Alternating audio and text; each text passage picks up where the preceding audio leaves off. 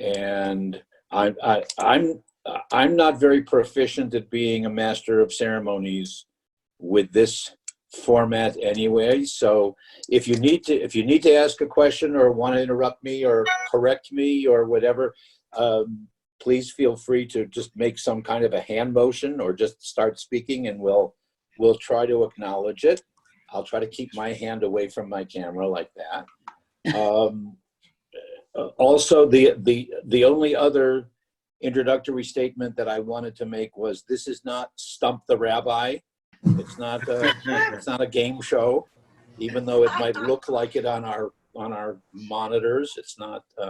That's not what it is. My intention when we began earlier this year, before the COVID-19 situation, was several of us were meeting with the intention of looking at various aspects of Jewish life and trying to identify the what is it, where did it come from, why do we do it the way that we do it, or the way that we do it now as compared to the way that our ancestors may have done it.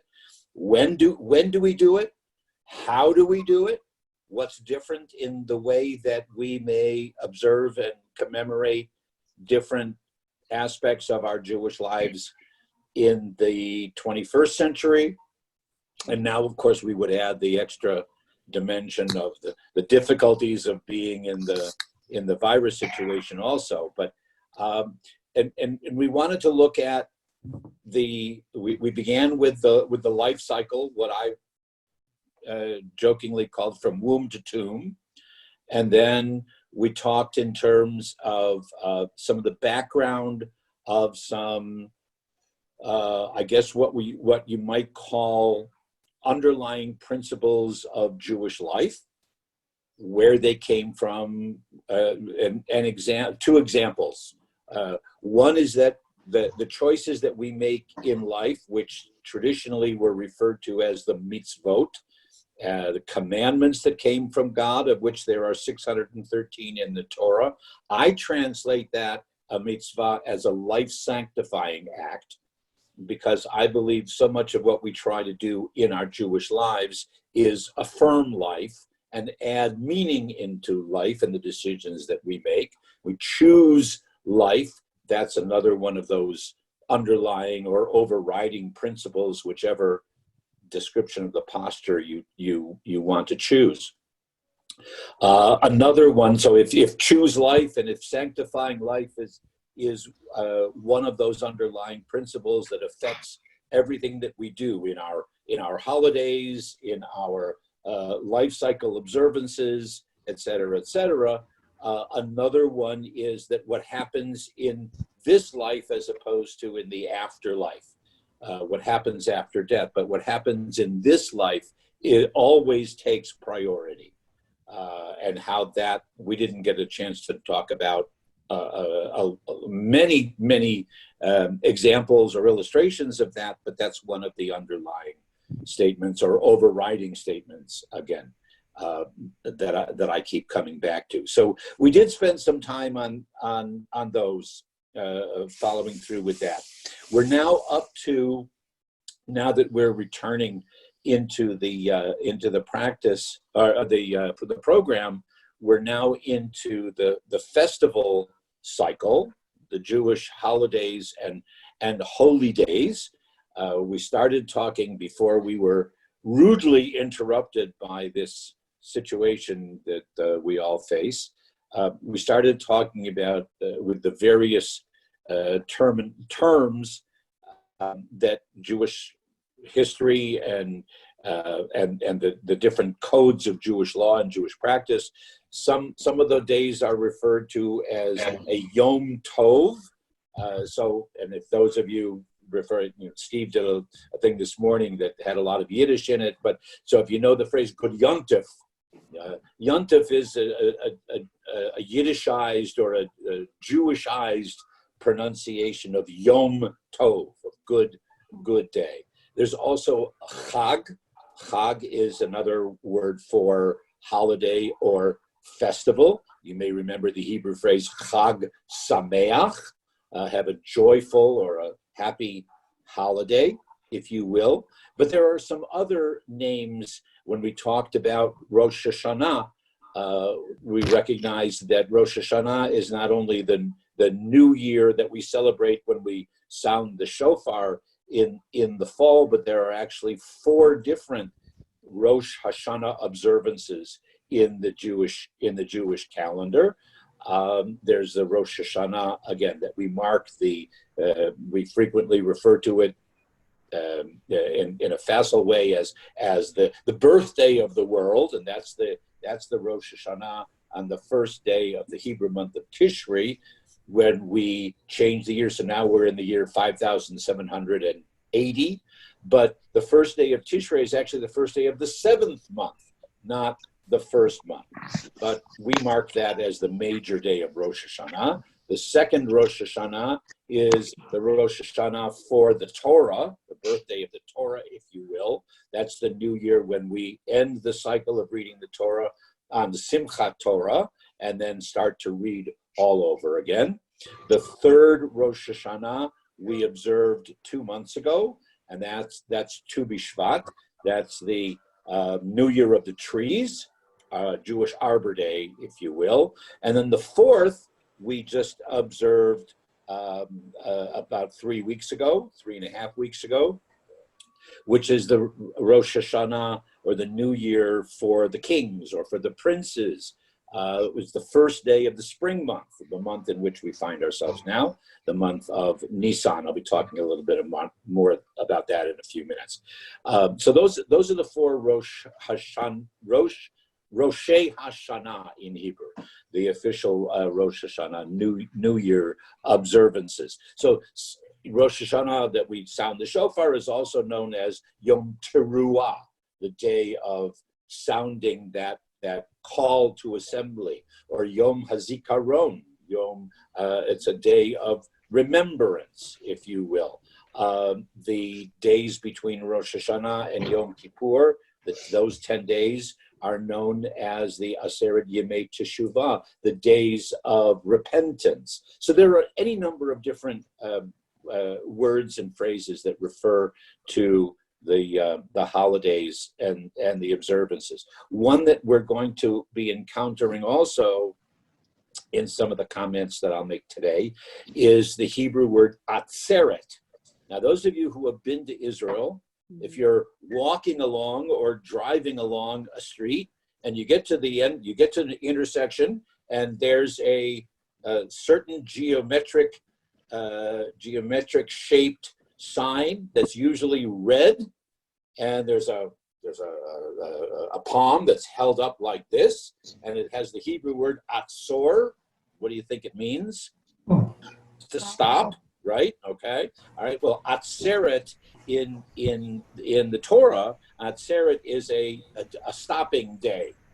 So you might remember Shmini Atzeret is the 8th day, the day when Sukkot stops and ends, but it's also a day of solemn assembly. It's a day when we stop or we desist from work, et cetera, et cetera, et cetera. So there are a number of those different terminologies, and in traditional law, in what we call halacha, the observance and what we do or what we don't do is usually predicated on the definition of the holiday or of the festival. Is it considered a Yom Tov? Is it considered a Chag? Is it considered an Atzeret? Is it considered a Mikra Kodesh, a day that has been called a holy day, et cetera, et cetera, et cetera. Anyway, that's all introduction. I just knocked over my computer. Am I back? I'm back. Okay. Anyway, the second piece that I wanted to share with you is today is a holiday. You may not actually have realized that. Some of you, if you come from a traditional background, you may, and we also talked about why this is the case. that Passover extends into 8 days. And so technically those of you those of our brothers and sisters in the Jewish people who are observing the 8th day of Pesach still have a little bit more time to consume more matzah if you haven't found yourselves already constipated enough or whatever. If you want to keep eating some matzah, you can until sunset tonight. In the Reform community and in Israel, the Passover ended at sunset last night. It's because it's only observed for 7 days, which is what the Torah commands. But conservative and traditional Jews add the extra day. Anyway, as of sunset tonight is a further holiday. It is a festival. It does not come from the Torah, which leads us into another category of festivals. Tonight is actually the observance of Maimuna.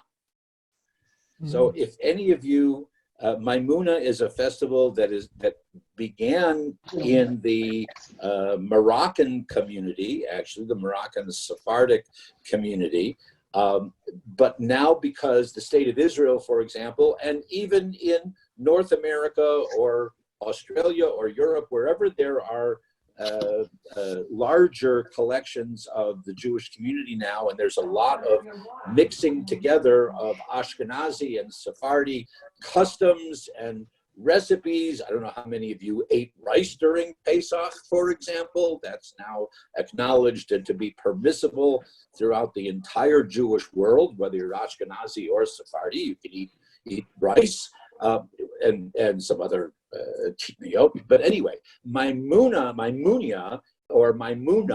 is now being observed around the world. It comes originally from the Moroccan community. The legend is that tonight is the yahrzeit of Maimonides, Rabbi Moses ben Maimon, who died in 1170. I don't think any of us were there, but that's why they chose this particular day, and I'm sure it also came about because people were tired of just eating the unleavened bread, and so it was an opportunity to really celebrate and test your culinary abilities. One of the things, I was doing a little bit of research about this, and I found something. I haven't even had a chance to tell Lynn about it. So this is one of those of you who've been taking classes from me, whether it's only in the last couple of months or whether in the case of the Beams and the Franks, when we go back many years, know that I tend to digress a lot when I start talking. So I pardon this digression for a minute. Some of you will know that over the last couple of years, I've also, before we moved to Green Valley, we had the opportunity to celebrate some of these Jewish holidays on cruise ships. Harris, raise your hand because we love to cruise, right? Okay, all right. So we've been on cruise ships, and last year, a year ago from now, last year at Pesach, no, actually 2 years ago on Pesach, we were on a cruise in the Mediterranean, and during Passover, the chef and the staff always made sure that there was what they called the Jewish bread available, the matzah and things for us to eat appropriately were there. When it came to the Friday night of Passover, we came into the room where we were able to conduct a little Passover service, a little Friday night service as well. And I walked into the room, and there on the table in front of us, in addition to the matzah, in addition to some gefilte fish and it wanted in some fruit and things like that. There was also a challah, okay, which I couldn't figure out why. And the challah had powdered sugar and sesame seeds sprinkled on top of it. And I had never seen that. And I asked if anybody else from the people who were there, if anybody had seen it. No one had ever seen that before. And I finally, this morning, when I was doing a little bit of research, I finally found what that comes from. The chef must have originally done his research and thought he was doing something that was appropriate for the end of Passover, which it happened to be on the Friday night there.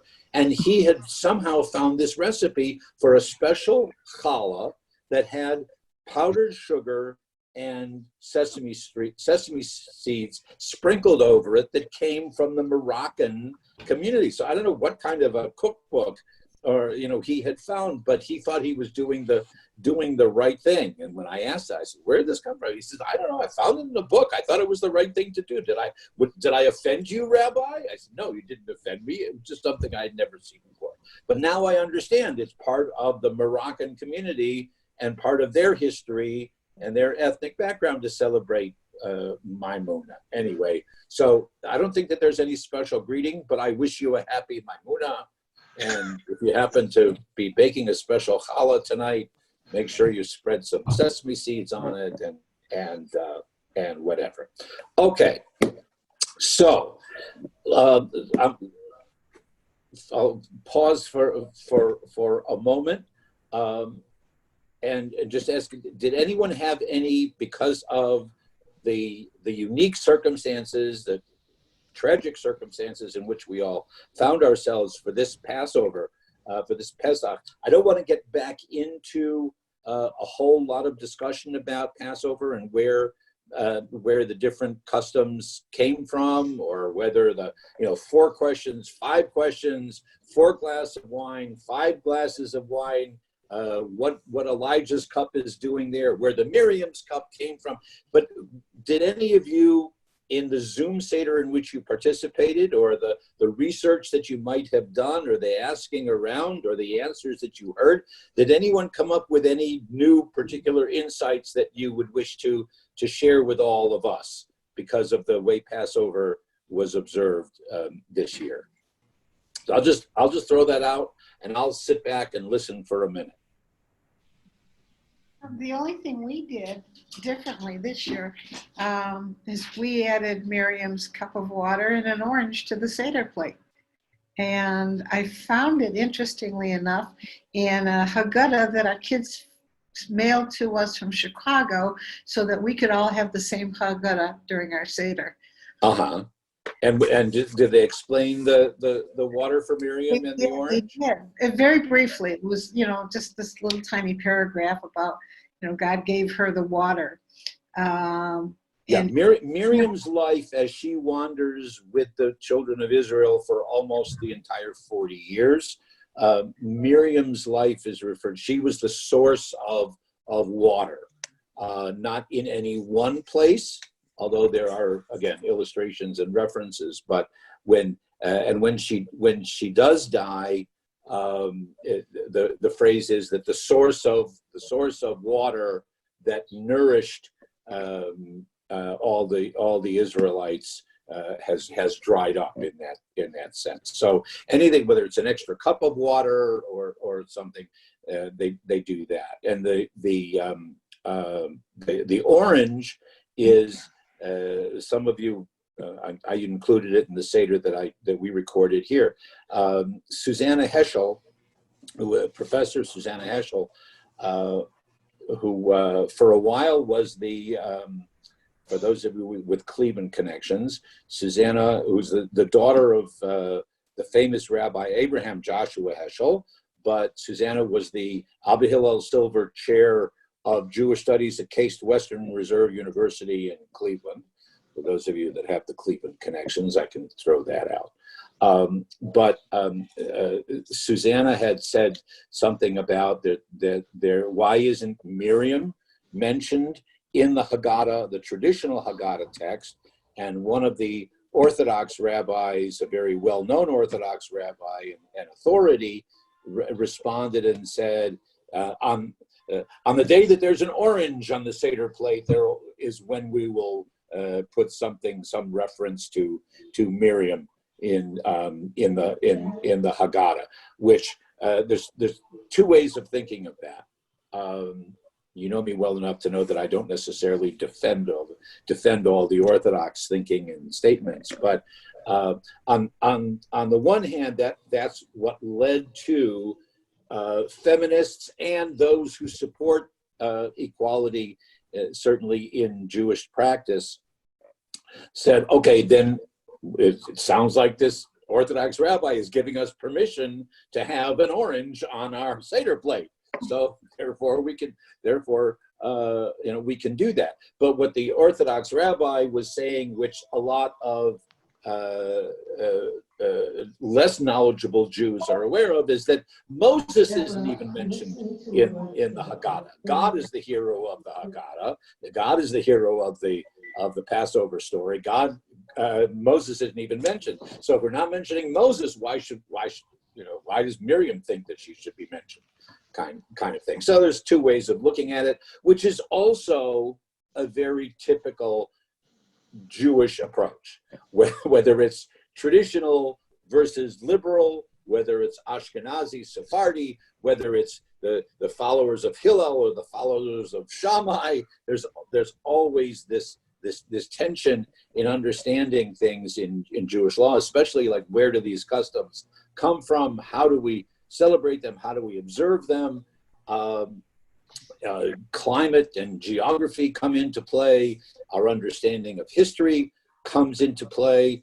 And one of these other, just as I continue to ramble here, one of these other underlying principles that by which I approach Jewish, the life cycle, the holiday cycle, we'll talk about the prayer book next, things like that, is that I believe, and I'm pointing at the camera because I'm pointing at all of you, I believe that you are the ones, the Amcha, the people of Israel, are the ones who actually make Judaism come alive and remain alive. It's not the rabbis. The rabbis are there to help guide, but ultimately the Jewish people are the ones who say, this is the way we think we need to observe it. This is the way we think that we need to understand, comprehend, or to use a different phrase, this is the way we need to reform. We need to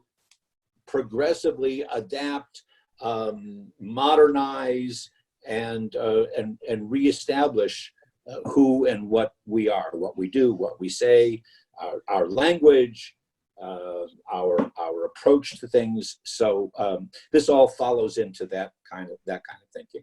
So okay, so there's the Miriam's water, there's the orange and the Seder plate. Anyone else encounter anything new? Go ahead, Steve. Yeah, I just wanted to maybe go back to the Maimuna a little bit and share something. Please. I became aware of it. Of course, I wasn't, I grew up in Ashkenazi conservative in New Jersey. And my family went to Israel in '68, where I became aware of this custom. And more than anything, it resembles the 4th of July back in the US. Why? Because the parks are filled with everybody having barbecues. Barbecue is the big thing. It's like, it wasn't particularly religious. It just seemed like it was a big day for barbecues. And they were all, Mizrahi, Moroccans, Iraqis. It wasn't yet an Ashkenazi thing, but it did take off eventually. And now Ashkenazim are permitted to have barbecue as well in Israel. Right. It was kind of a cool thing, was this what were many just filled with the aroma of the barbecues. what many people, certainly in the North American Jewish community, because historically we haven't been as aware of the differences between the cultural patterns of the Ashkenazim and the Sephardim, most of the Jewish community of North America, I can't necessarily speak about South Africa, Jeanette, maybe you folks can help a little bit, but certainly North America was primarily Ashkenazi. There were very few Sephardim, and those who were not that involved in the larger community. So we didn't know about their ethnic customs, their minhagim, their patterns, and we certainly didn't know about their menus, their recipes. Most people don't even know that most of the leading rabbis, scholars, the sages, the teachers for 1,500 years or so in Jewish history were representative of the Sephardic community. The Sephardic community was the more aristocratic, if you will. The Maimonides and Cairo and all those leaders and teachers were all came out of the Sephardic community rather than the Ashkenazi community. So whatever. Anyone else? Well, I just want to say, Rabbi, your service was really it was really excellent, and I sent it out to my family in Minneapolis and my kids. Oh, thanks, Gary. Cattle, and it was really, really well done. Did everybody get the one that Arnie Crone sent out? It was very entertaining and very humorous. It was not strictly a model Seder, but it was called Saturday's Seder. Did you all get that from Arnie Crone? I got it. I haven't had a chance to listen to it at all, and I still have it saved. It's an hour long. It's right. Okay. But it's really, I think you'd enjoy it. It's very musical. If you're musical, you like it, and it's also pretty humorous too. A lot of well-known Jews in it. But anybody else get it or? I got it. Rabbi, Oh yeah, we saw that, right. Okay. Rabbi, I also want to say that your service was terrific, your Seder. I liked having you on my table. My Seder. Thank you. It was very nice, but I particularly liked the version you read of the Chag Gadya. Oh, that was good. I have Oh, said that to at the- relatives in right. Australia. That was my friend Henry Shevitz, who wrote that. Right. Thank you. All right. Well, we should move on because otherwise we'll be stuck in Pesach for forever. I hope also, especially because we're all isolated and with not that much to do, but I hope that at least on the Friday night during Passover, if you didn't do it on Friday night, you still can do it anyway. And that's the tradition, is to read Song of Songs. It's the love literature of the Bible. It has themes of springtime, which is certainly happening. I'm not so sure that it's happening back in the Midwest, but springtime is upon us. But also, Song of Songs is the allegory of God's love for Israel. So that's the traditional text that is chosen to be read during Passover as well. When we move on from Passover, and let's look at at the ensuing weeks that will be approaching also. So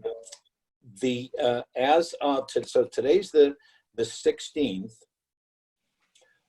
As of the 21st, the next week, the Jewish community observes what is called Yom HaShoah, Holocaust Memorial Day.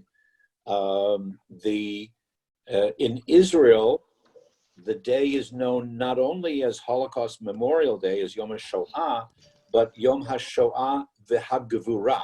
It's it's Holocaust Memorial, but also a day of remembering the heroism and the resistance. Israel, as many of you can imagine, has a little bit of a different understanding and approach and connection to the reality of the Holocaust, whereas the United Nations identified a different date. They identified the date in January for the international commemoration of Holocaust Memoriam. They chose the date that was the anniversary of the liberation of Auschwitz. But the Israelis in 1951 determined that a better day to acknowledge, to remember, but also to add this dimension of recognizing and respecting those who fought back, Yom HaShoah, the day of the catastrophe, the tragedy, as well as Hagvura, as well as the heroism. And so they chose the 27th day of the month of Nisan, which is the month in which we find ourselves now, because that's the day of the beginning of the Warsaw Ghetto Uprising. So you know, it's a little bit of a different approach between the United Nations, as it were, the rest of the world, the non-Jewish world, in the way that they acknowledge or suggest that the memory of the Holocaust come about, or the Israeli thinking and connecting it to not only the tragedy but also to the resistance and the heroism of those who fought back. The custom has developed. Certainly, the more liberal movements around of Judaism, not only in Israel but in North America and throughout the world as well, have some additional prayers and readings that have been added into the traditional liturgy for the prayer book. We'll talk a little bit about next week or the week after when we talk about the prayer book. To the best of my knowledge, none of the communities have said that this should be a fast day or that there should be any other commemoration other than one that has developed, and I'm not sure where it came from. I know that the conservative movement, the men's clubs of the conservative movement were very involved in suggesting that most of you should be familiar with a yahrzeit candle, but the yahrzeit candles that we would light on Yom HaShoah would be yellow, and the yellow would be to commemorate the yellow stars that the Jews wore by edict of the Nazis wherever they were in Europe. So you may be familiar with, you may have seen, you may even have on one of the shelves in your house. So a yellow yahrzeit candle is the one tradition. Now, another little digression, and I say this also in respect to my friends and former neighbors who are from the Detroit area. There was a very powerful article that was written by Rabbi Daniel Syme, Danny Syme, now Rabbi Emeritus at Temple Bethel in Detroit. But when Danny was working for the Reform movement, he wrote a very powerful article where he said that for our generation, the time between Yom HaShoah, the Holocaust Memorial Day, and Yom HaAtzmaut, Israel's Independence Day, that time frame, and we'll talk a little bit more about it, but that time frame should be perceived by those of us in the 20th, 21st century as being just as important for our Jewish lives as the period from Rosh Hashanah to Yom Kippur. So that's here. It's a very good article. I wanted to try to look it up and be able to give you the reference. I'll still try to do that and post it somewhere. But it was a very, very thought-provoking article on how we define at least back in the 1980s, how we were defining Jewish identity in North America, especially for the modern era, and recognizing our connection to Israel and the Jewish people, and commemorating the Holocaust as well. Second digression, if anyone is interested, I received a note, and I'm speaking now as the rabbi of Beth Shalom Temple Center and also as Rabbi Emeritus of Kol Ami. I received a note, an announcement from Yad Vashem, which is the Holocaust memorial of the Jewish people based in Jerusalem, that on Holocaust Remembrance Day, April 21st this year, so 5 days from now, they, because again, all the institutions are closed because of what's happening with the virus, but they are organizing around the world people who would volunteer to record themselves for, I think it's a maximum of 15 seconds, and Yad Vashem would send you a list of names of victims of the Holocaust, Jewish victims of the Holocaust, to read the names, those names that they send you slowly, and they will be collecting all of these and have it running as an ongoing recording or loop or whatever, I'm not using the right terminology, on Holocaust Memorial Day, since people can't be going to visit Yad Vashem or the Holocaust memorial institutions that we have around the world. If anybody is interested, send me an email or leave me a message, and I'll let you know how you can volunteer to participate in that extra program this year. Okay. Rabbi? Yes, Steve, please. Oh, I just wanted to mention, my last assignment that I did out in Oklahoma, I actually managed to spend some time in Dallas, Texas. And Dallas has a new Holocaust museum that is excellent. Not only they don't limit themselves to study of the Holocaust, but it's really genocides of other nations as well. Right. And I would encourage people to kind of Google that, just Dallas Holocaust Museum. They are doing, in light of the virus outbreak, they've closed like many other museums, but they have online programs that are not bad, Most of them do, right. all related to that. I participated in one that was about child rescue during the Holocaust. That was very interesting. So yeah, just wanted to let people know about that on that topic. Good. Good. There was somebody else with.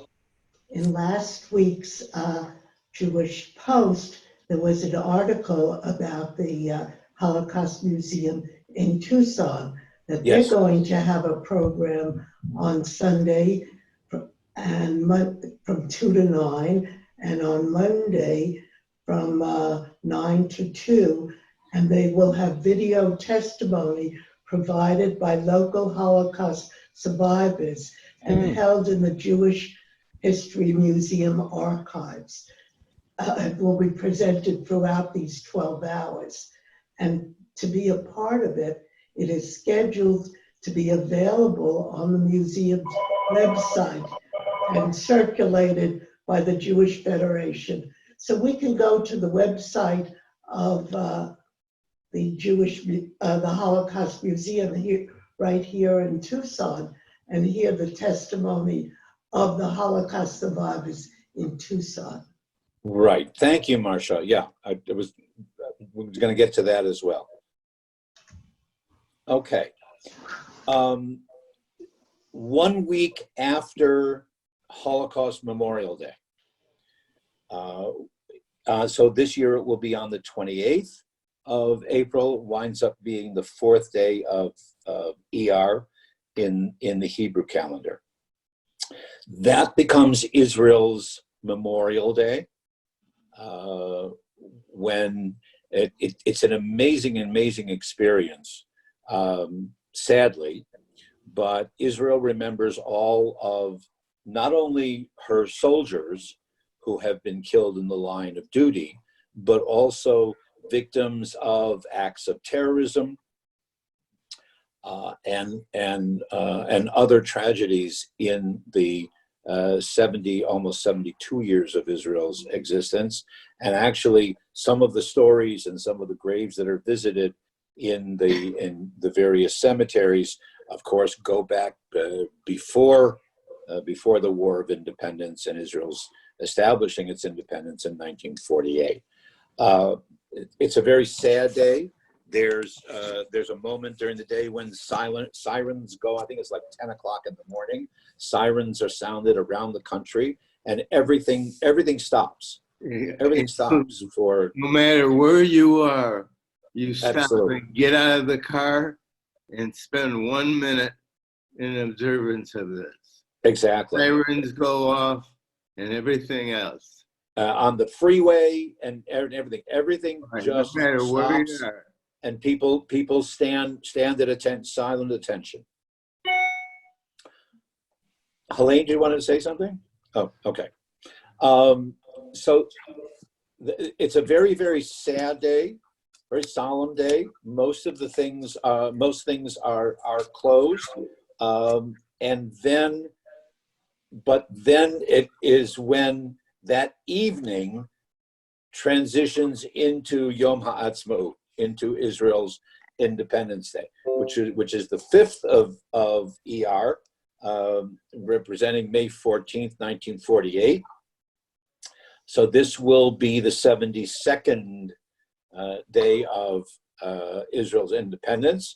Some of us were supposed to be there in Jerusalem this year to celebrate, but as we said in the Haggadah earlier, we'll have to wait till next year in Jerusalem, God willing.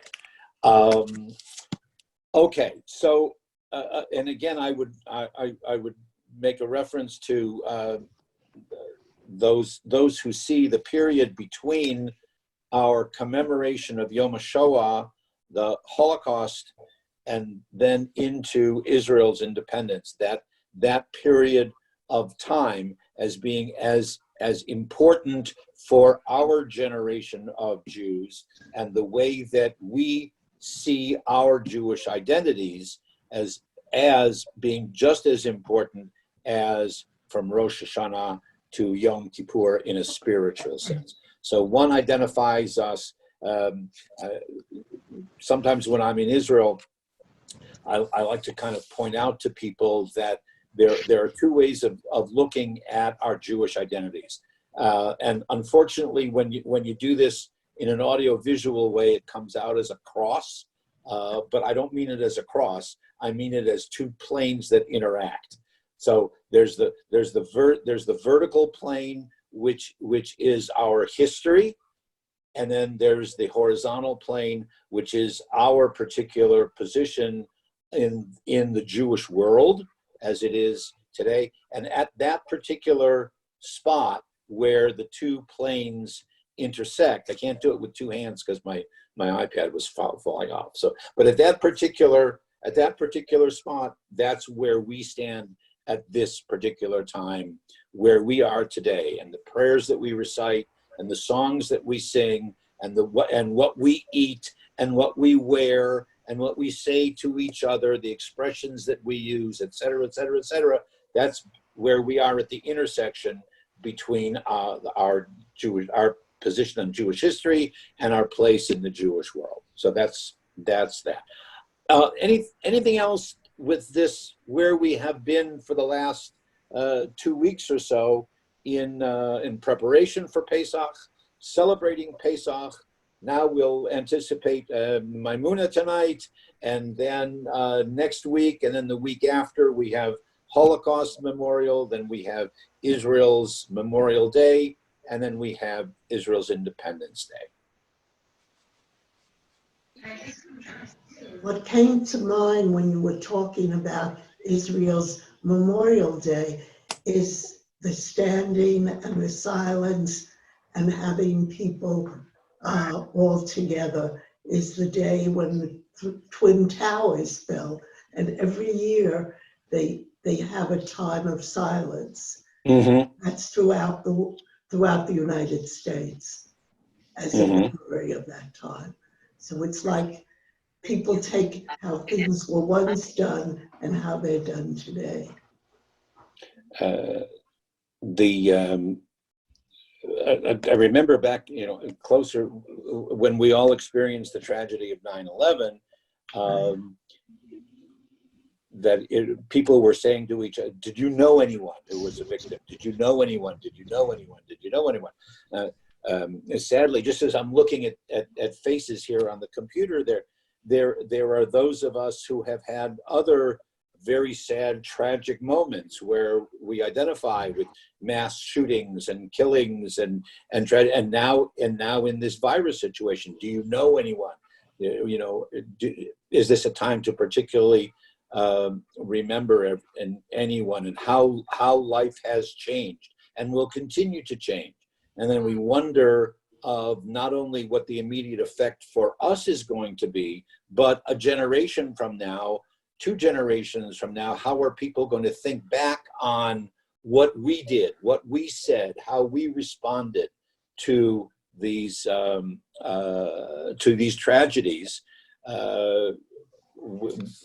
We certainly have a way, and many of us fall back on the pattern of when something good happens, when something exciting happens, we say a shehechianu, we say a thank God, whatever the phrase might be that rolls off our lips very easily.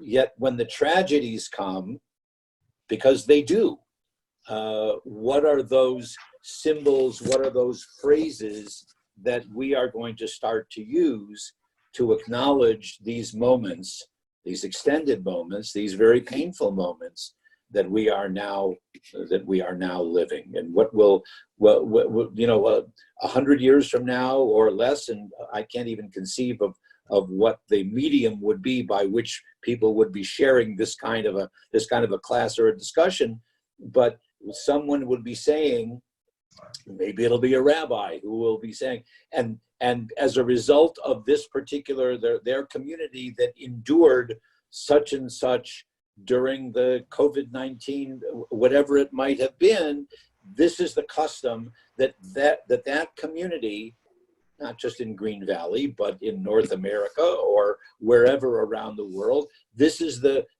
custom that they developed to help bring meaning into their suffering and into their isolation, et cetera, et cetera, et cetera. And going back to what I said at the very beginning, in my mind, that's where many of the mitzvot, that's where many of the things that we do, say, don't do, refrain from doing, choose, whatever it might be, that's where they come from, as ways of trying to put meaning and sanctity and holiness into the situations that we find ourselves in life as it is. Yes, Helene, please. I've been sitting here thinking about saying something, and I'm exploring, because I have had personal experience with Holocaust of relatives staying with us. I come from an Orthodox background from the first 5 years of my life, and now I want meaning that fits me. And even though I sang in temples and I was involved, this virus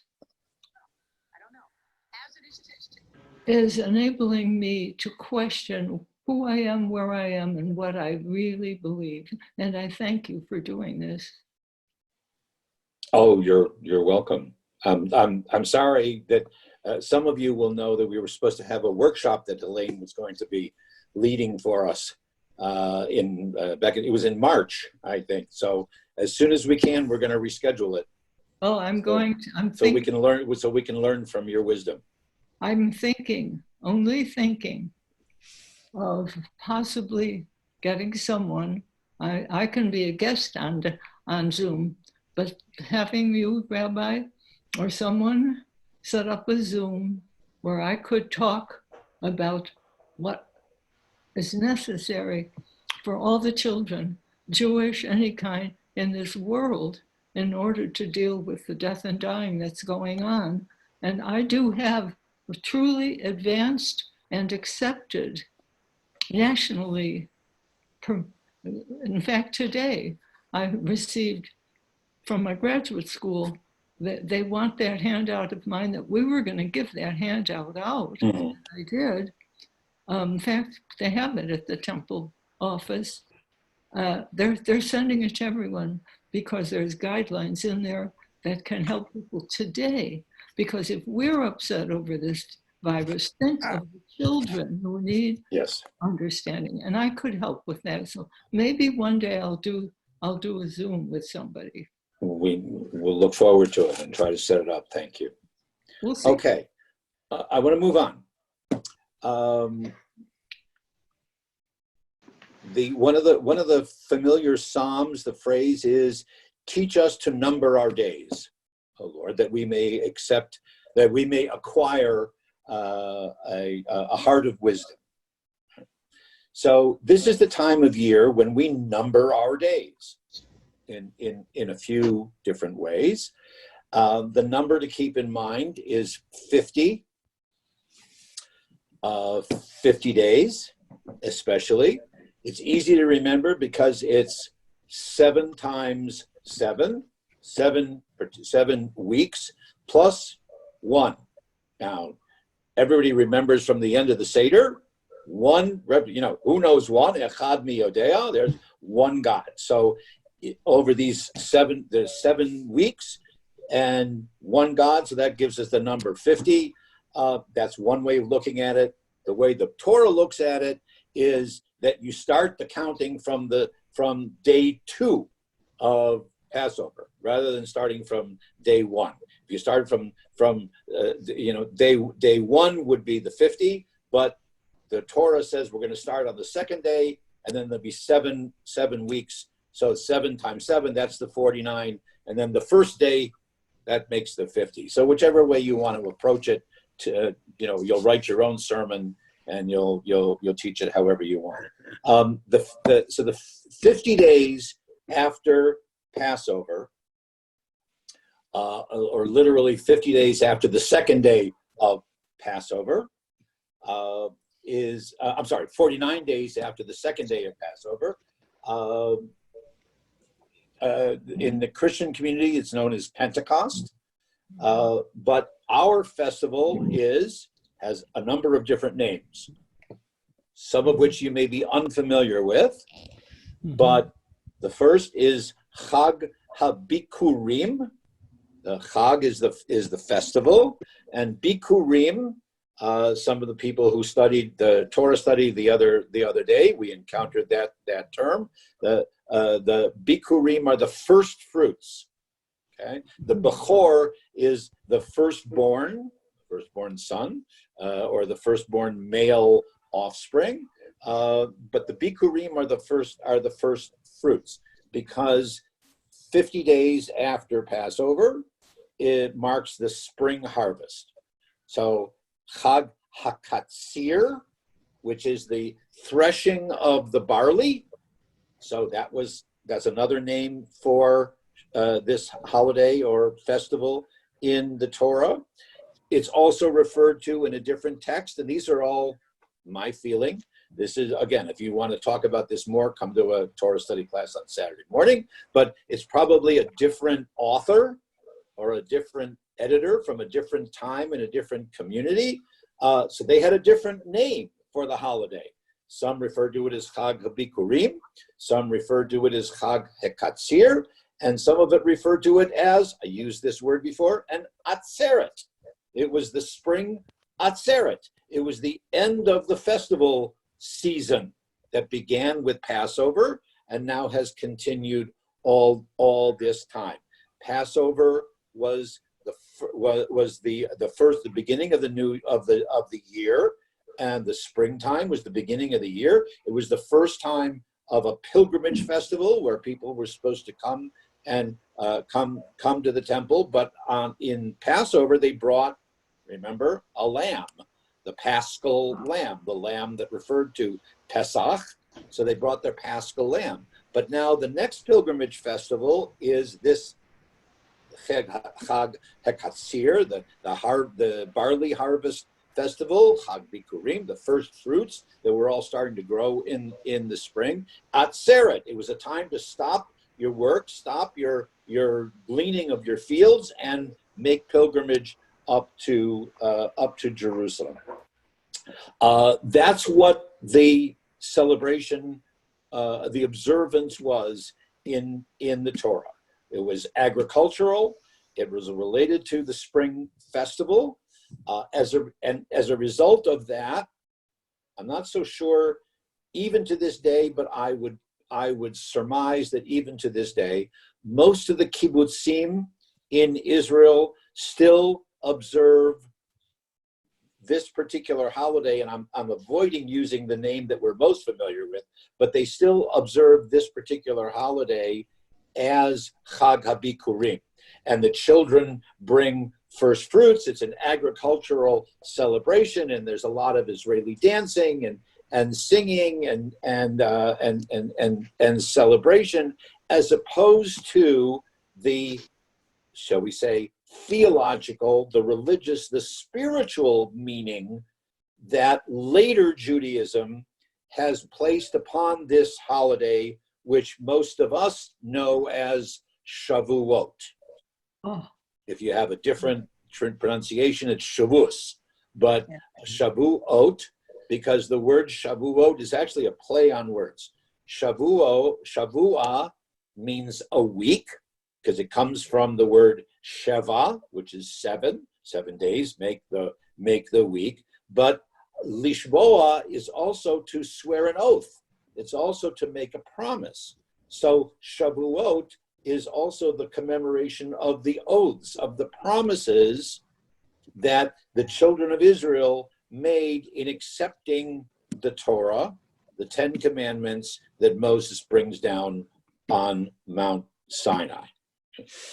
As a result, you have two different histories and backgrounds, those of us, meaning our people, the Jewish people, that historically lived in the Promised Land or were anxious to return to the Promised Land, where they still saw the Chag HaBikurim, they saw this festival as an agricultural ceremony, or those that participated in a little more religious, spiritual way and saw this as a holy day on which we would acknowledge, as the Israelites said at Mount Sinai, Na'aseh v'nishma.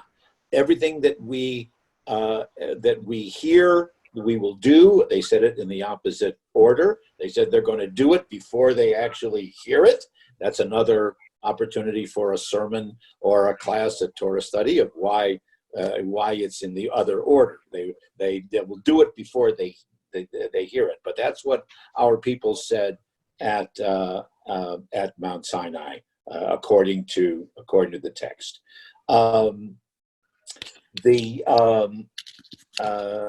That notion of Shavuot commemorating the giving of the Torah, Zman Matan Toratenu, the time of giving of the Torah.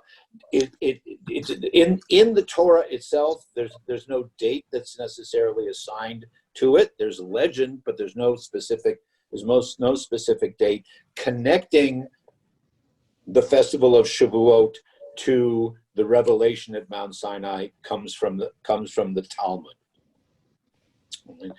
They have ways of kind of trying to take, as we were talking last week, if it was 7 days from the Israelites to leave leave Egypt in the middle of the night. 7 days they got to the Reed Sea. Then you figure that they were at the Reed Sea for a day, and then they wandered through getting to Mount Sinai. If you follow what the tour guides call Jebel Musa, Mount Moses in Sinai, and then the children of Israel were told that they had to prepare themselves for 30 days. So there's some people try to add all that up and they come up with the number 50. And that's why they said arbitrarily that Shavuot would commemorate the revelation at Mount Sinai. It doesn't always work, depends how lenient you want to be in understanding the dates as they are in the Torah. But to observe, rather than the agricultural, but to observe the spiritual, religious component or dimension of the holy day, a number of the customs that have developed out of that. One is that because the children of Israel stayed up all night, they were waiting for Moses to come back. They didn't know that this was what was going to be happening, but they were waiting for Moses to come back because he had tarried. He was at the top of the mountain, and so they stayed up all night. So the mystics also have suggested that if we truly want to commemorate Shavuot, we should stay up all night also. But since we don't have to be looking for Moses, but we should be looking for the insights that Moses gave us, therefore they have the practice, and a lot of contemporary congregations and communities do this now, again, not this year necessarily, but Tikkun Leil Shavuot, where there's you stay up all night and you study or you celebrate. Tikkun Litakein is to perfect yourself or to improve yourself. So that's one of the customs that has developed on Shavuot. Also, like during Passover, we talked about reading Song of Songs. The book or the scroll that we read on Shavuot is the book of Ruth, with which many people are familiar. On the one hand, the story of Ruth and Naomi, her mother-in-law, and that Ruth says after her husband dies, Ruth says to Naomi, "Where you go, I will go. Your people shall be my people. Your God shall be my God." That's perceived in rabbinic thinking and Jewish literature that she converts. She's a righteous Gentile. She converts to be joining the Jewish people, and indeed she becomes one of the ancestors of King David. That's a whole other story also. But the story historically takes place at the time of the barley harvest.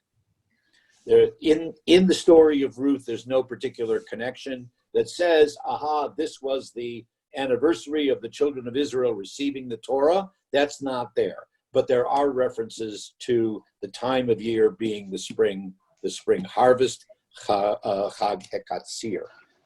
But because we read the story of Ruth, and where she affirms peoplehood, she affirms Jewish faith, she affirms the sense of loyalty, it has become the time then for the Jewish people, remembering not only the story of Ruth, but remembering the play on words that I mentioned before, that Shavuot means the oaths and the promises that we take. So Shavuot has become the time when in many communities, whether it's the young people in confirmation class, or whether it's adults, whether it's adult bar and bat mitzvah ceremonies, many of which take place around Shavuot, when it would be as if all the people can gather together and swear their allegiance and recite the oath of allegiance of the Jewish people, quoting from Ruth,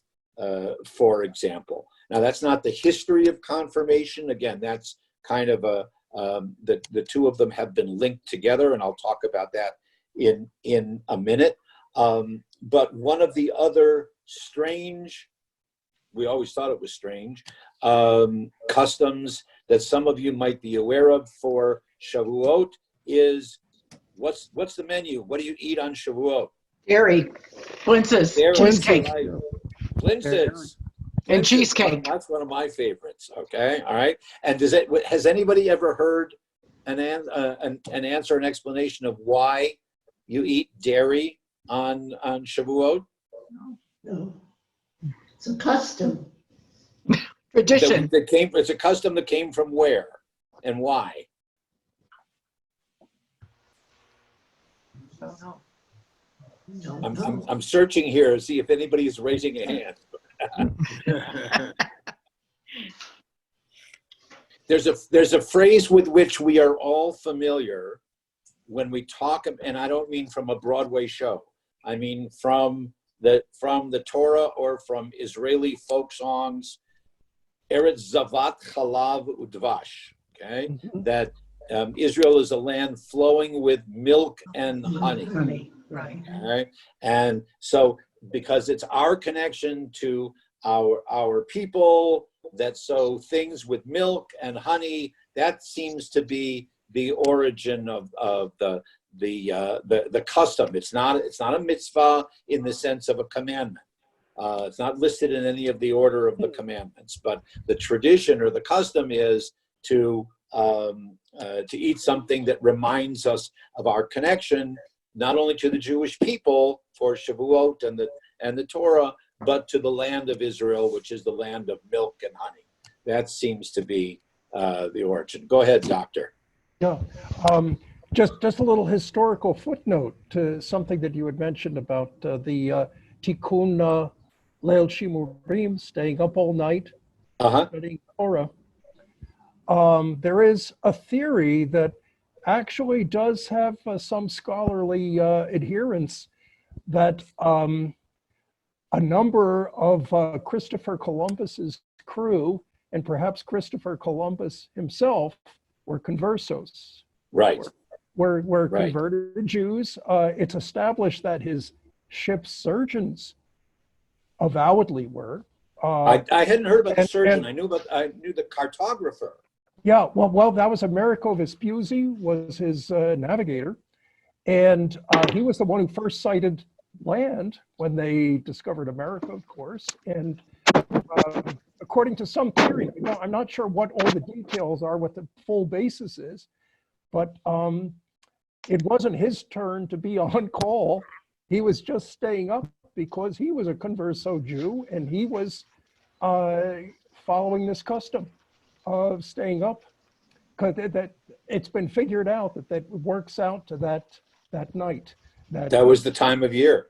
That was the time of year. So that's why he was up and saw land, was because he was following this custom of staying up, studying Torah. Well, isn't it Interesting. Yeah. So Interesting. yeah, I guess you have to take it for what it's worth. But there's actually a museum in Israel that I went to, actually in not Herzliya, in Azaria, where they have a lot of information about this, and they discuss it like it's established fact, Okay. basically, that Good. this crew, including Christopher Columbus himself, because Possibly. the converso Jews had to go to great lengths to establish that they were good Christians, because they were monitored. They could get in big trouble if they were backsliders, or if it looked like they were continuing to either practice Judaism themselves or disseminate Judaism. So they usually had to go to extremes. And so when Christopher Columbus himself supposedly did his conversion, he chose the most Goyish name that you possibly could choose. So there would be no question. And also in all his communications, he sounds like a very good Christian, very, very observant. There is it's fiction, but there is a book called The Autobiography of Christopher Columbus that follows along the same theory that he was a converso. Sue Cohn, you wanted to say something? Yeah, apropos of Steve's remarks, I read that Christopher Columbus kept his logs for the ship in Hebrew. And the Smithsonian supported that idea. So there is some good evidence that he probably was a converso. Whether he was a converso or not, there certainly is evidence that many of the Jews, whether they were openly identified as Jews or whether they were secret Jews, that they helped finance Yes. his journeys. Yes. Yeah. Yes. Interesting. All right. So, and not to anticipate too much because we won't get there today, but Tisha B'Av, when we start to talk about that observance day, we'll come back to a reference to 1492 as well. So is there anyone else that wanted to add something about Shavuot? We're going to have to conclude in a moment, but I just want to add a few words about how we get into the notion of what now is a very popular and well-known observance in the Jewish community, certainly North American, but also in the liberal and progressive communities around the world, and that's what we call confirmation. But does anybody else have anything that you wanted to ask about or say about Shavuot, Atzeret, Chag Bikurim? Okay, then I will. Yes, Rabbi, Marty, please. Rabbi, maybe saving it for next time, some comments about counting the Omer. We will. That's where that's where we will start next time. Okay. Right, because the intro to all this was that this is counting our days, and that's specifically what we do. So, so confirmation, which again, certainly in the Reform and conservative communities, although the motivation for them were a little bit different. Early Reform Judaism, beginning in Germany and Europe, and then coming to the United States around the time of the Civil War, early Reform Judaism had two primary motivations for establishing confirmation. One is that they rejected bar mitzvah as a ceremony only for boys. Reform, one of its major premises was that there would be equality in religious observance and practice for men and women, boys and girls. So since there was no such thing as a bat mitzvah yet, they rejected bar mitzvah. They also rejected it because there was too much of a focus on observing only the mitzvot rather than studying and being active contemporary modern Jews. But so on the one hand, it was they rejected bar mitzvah and they wanted to replace it with something that would be equal for boys and girls. And the other was the feeling that at age 12 and a half or 13, that really it was too young for the pre-teens, if you will, to be making major commitments to accepting religious obligations, and that they would be better off waiting until the age of 14, 15, which was the end of compulsory education at that point. So they linked it more to an educational graduation, so to speak, that there's this confirmation as a group ceremony of all the kids who are of that age or at that particular grade level would be able to comfortably make this statement of affirming or making a vow of participating in the adult community. And the holiday obviously that they chose was Shavuot to mark that, because that was the time that historically Jews had acknowledged making these oaths, saying Na'aseh v'nishma, we will hear, and participating in that sense. The conservative movement kind of came along in the second and third decades of the 20th century, not because they disagreed with with Reform or disagreed with Orthodox, but this is what the community, as I said before, this is what the people were saying that they wanted to have. But again, bat mitzvah doesn't really begin. The first bat mitzvah is 1927, and it's not really accepted in the community for another 30, 40 years after that, whether it's Reform or conservative or reconstructionist. So the conservative movement starts to accept the idea of confirmation, but they were focusing more on this graduation notice, and it was coincidentally, Shavuot was near the end of the religious school year, and it was time of graduations.